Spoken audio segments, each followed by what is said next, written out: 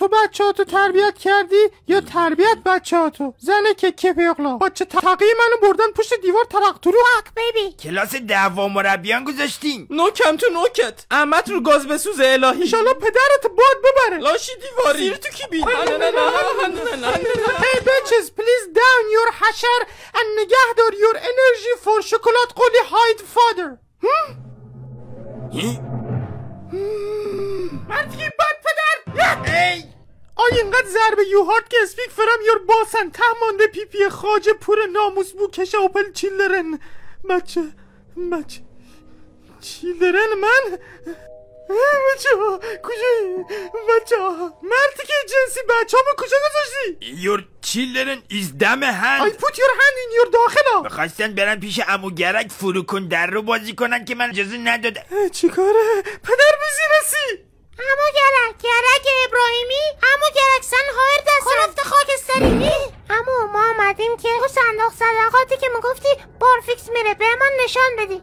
آب لیمون تمام شده، میخوام با دوغ آب حمید بخورمتان. کی بخور؟ از زیر دارم میمیرم ها. بفرستمت پیش ایلان ماسک. اصلا من 2000 سال نوری گو خوردم.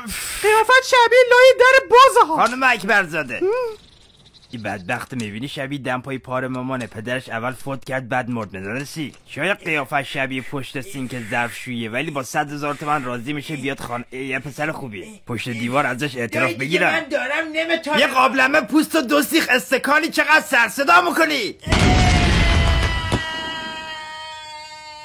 ساچ اینترستلار.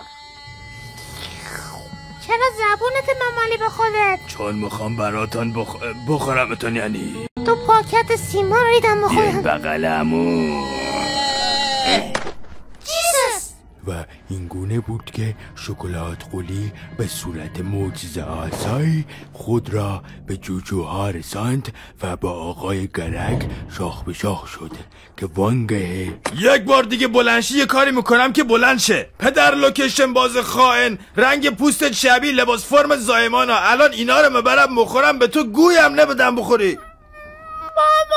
وانگهه شکلات قلی که تحت تاثیر تعقیب بود خود را عصبانی و خشم را بیرون کرده نمود و جوجوها را فراری داد و آقای گرگ نیز میخواست ترتیب او را بدهد که ناگهان گول هیکلت تنها نخور، با ماهی بربری و نون قزلالا بخور. وای چقدر نزدیکم که از جلو میبینمتان. لادمی بزنید. آقا یعقوب میدونستی اگه اسمت دوبار تکرار بشه تبدیل به فعل میشی؟ ای جان حالا منظورتون چی بود؟ منظورشان یعقوب بود. الان بچه همو میفرستم برن انقدر بروسلی میکنیمت که خواب جکی چان ببینی. حالا فنه بذار بزرگ بشه.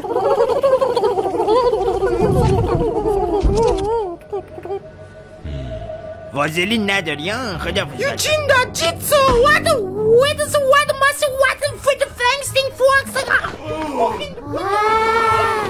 و به این صورت بود که آقای گرگ ترتیب داده شد و بچه ها به آغوش گرم خانوادهشان برگشتن. بچه ها کجا رفتین؟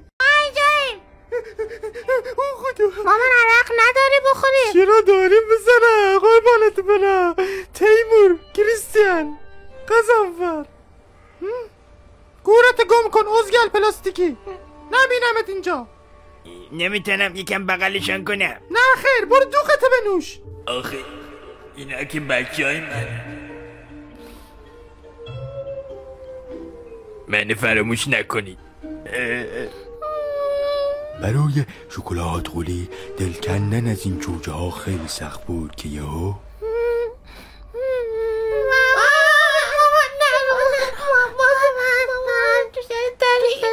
منم دوستتان دارم. خب بچه ها اینم از پایان سریال شکلات قلی.